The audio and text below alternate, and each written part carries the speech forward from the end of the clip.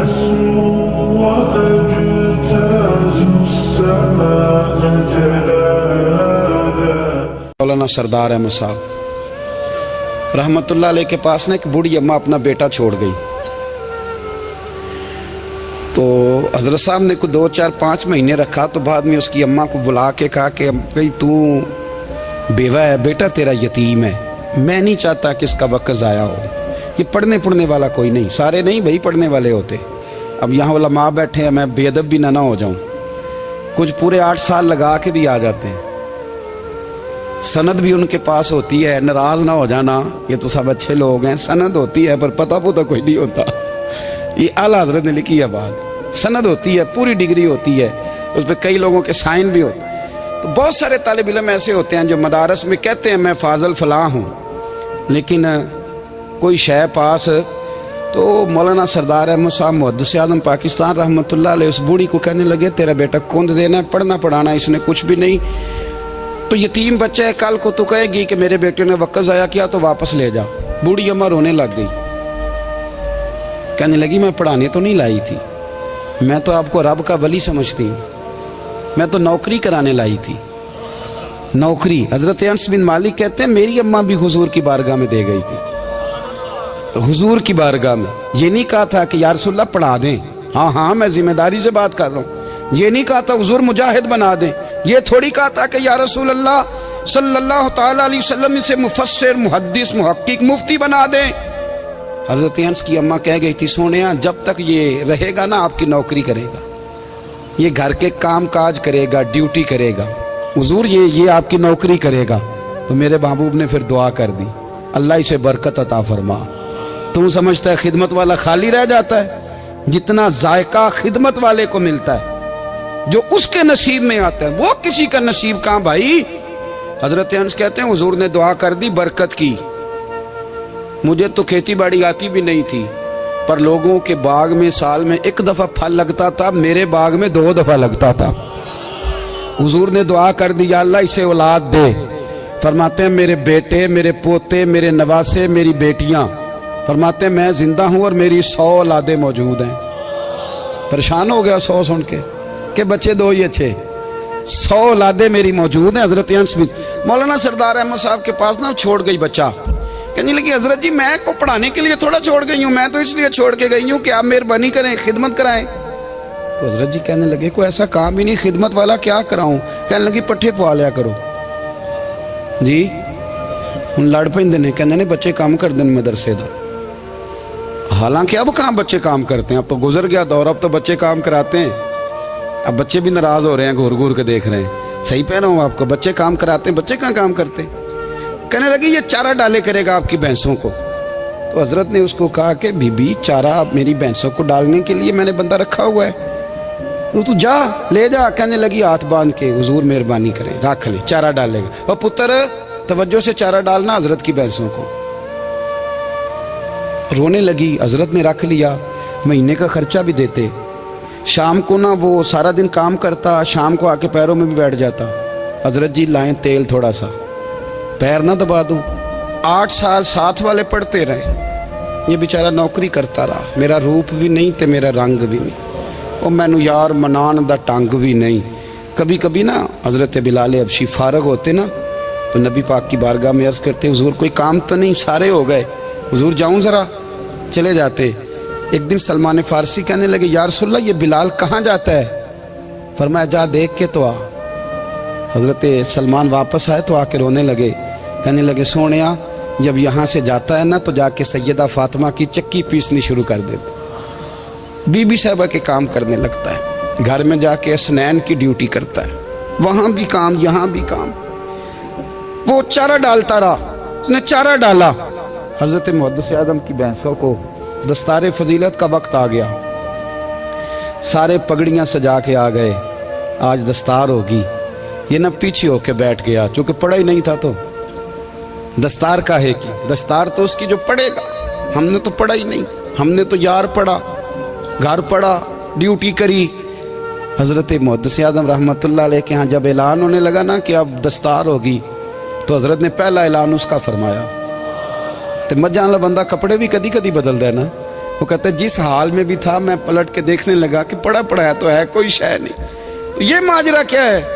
پیچھے سے اٹھ کے آئے تو کہتے ہیں باقیوں کی دستار کسی عالم نے کی، کسی صوفی نے کی، لیکن یہ بھینسوں کو چارہ ڈالنے والا جب آیا تو محدث اعظم نے فرمایا پگڑی کے بال کو کوئی ہاتھ نہ لگائے، یہ ساری دستار میں نے کرنی ہے۔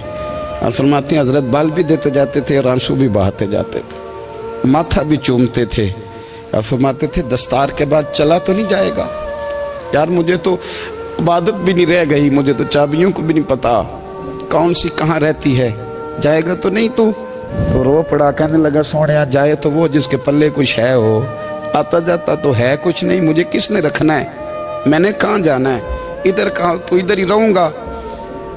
اس طالب علم کے سارے استاد بھائی کہتے ہیں اس نے دستار کرائی، پڑھا پڑھایا کچھ نہیں، پر جو مسئلہ اڑ جاتا تھا نا، وہ جو اڑ جاتا تھا نا، وہ جا کے اس سے پوچھتے تھے تو کتابیں کھولنے کی ضرورت نہیں پڑتی تھی۔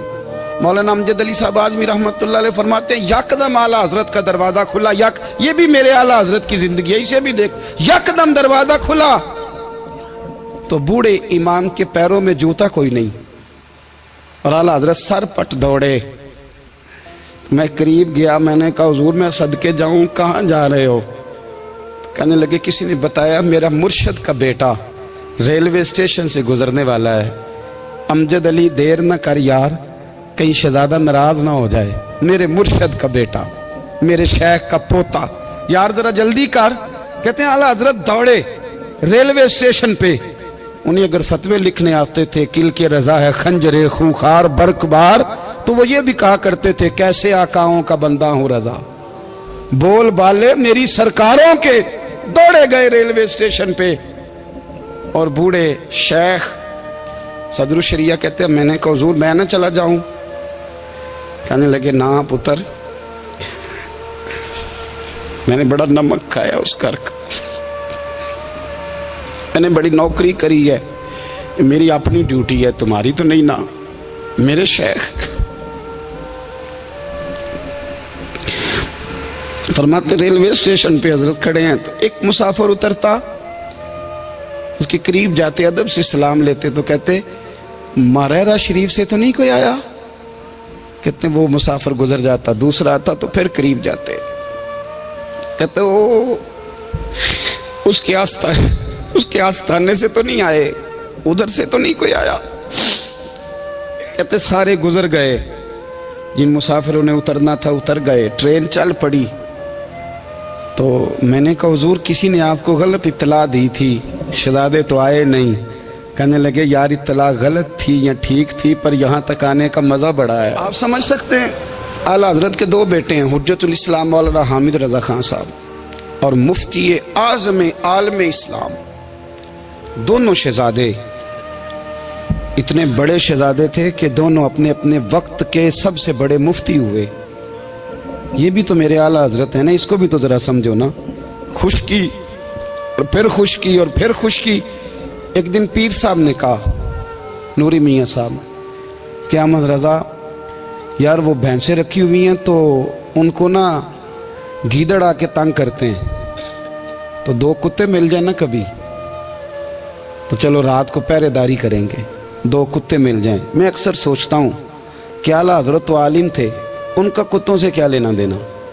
حضرت جی آپ نے کتوں کی بات کرنی تھی تو کسی دنیا دار سے کرتے، دو کتے مل جائیں تو ذرا جانوروں کی دیکھ بھال کریں گے۔ فرمایا حضور سویرے ہی آ جائیں گے۔ بھئی آپ کا تو یہ شوگر ہی نہیں تو آپ کہاں سے لائیں گے؟ دن چڑھا تو دونوں بیٹوں کے گلے میں رسیاں ڈالیں۔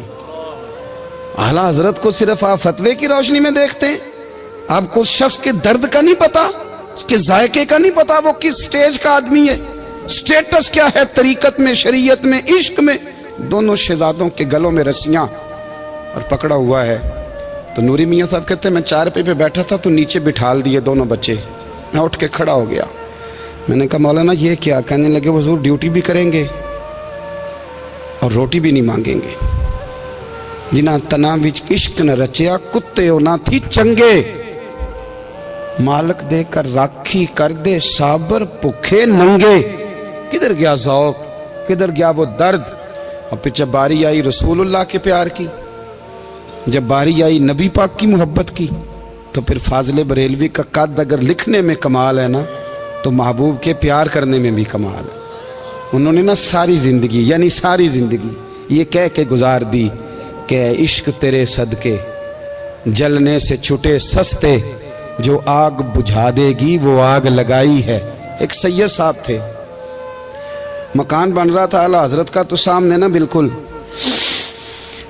لائبریری تھی، تو جب مکان بن رہا ہوتا ہے تو تب سارے مستری مزدور اندر ہی ہوتے ہیں، تو سب کا آنا جانا تھا، سب لوگ آتے جاتے تھے بلا جھجک۔ تو وہ سید صاحب بھی ایک دن آ گئے، سامنے لائبریری میں ملے، پھر چلے گئے۔ کچھ دنوں کے بعد گھر مکمل ہو گیا، اب عورتیں بھی آ گئیں، تو شاہ جی کو پتہ نہیں تھا۔ وہ پرانا ہی ماحول سمجھ کے نا، مولانا ظفر الدین بہاری کہتے ہیں پرانا ہی ماحول سمجھ کے تو اندر آ گئے، اور جیسے ہی اندر داخل ہوئے سامنے گھر کی عورتیں دیکھی تو شاہ جی معذرت معذرت معذرت کرتے پریشان ہو گئے، اور پھر جب دوبارہ پلٹنے لگے تو اعلیٰ حضرت دوڑ کے گئے، ہاتھ چومے، کہنے لگے شاہ جی آپ کو تو پتہ نہیں تھا، اور آپ مہربانی کریں یہ معذرت والا لفظ واپس لیں، یہ میرے گھر کی عورتیں نہیں، یہ تو سیدوں کی باندیاں ہیں، یہ تو نوکرانیاں ہیں، تو آپ مہربانی کریں، یہ انداز آپ کا جو ہے یہ درست نہیں، آپ مہربانی فرمائیں اندر آئیں۔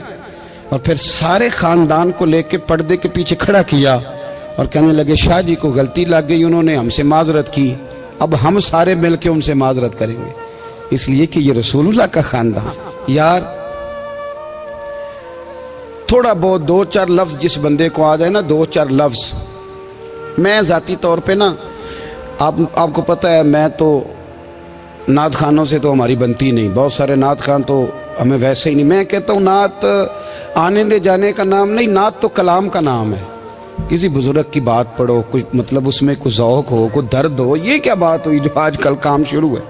لیکن آپ کو پتہ ہے ہم نعت خان کی بھی عزت کرتے ہیں، میں جس نعت خان سے نعت سنتا ہوں میں دل کی قلب کی گہرائی سے اس کا حیا کرتا ہوں، میں اکرام کرتا ہوں، اللہ جانتا ہوں، میں اعزاز دیتا ہوں، اس لیے کہ میں سمجھتا ہوں یہ جب بولتا ہے نا تو مجھے مدینے والے کی یاد آتی، یہ نبی کریم کی یاد دلاتا ہے، تو اس کا احساس ہے۔ اعلیٰ حضرت فاضل بریلوی رحمۃ اللہ تعالی علیہ نے نبی کریم سے محبت کی، اور حضور سید عالم صلی اللہ علیہ وسلم سے تعلق رکھنے والی ہر شے سے محبت کی۔ انہوں نے اپنے ذوق کو کبھی پھیکا نہیں پڑنے دیا، ساری زندگی رسول اللہ صلی اللہ علیہ وسلم کا پیار۔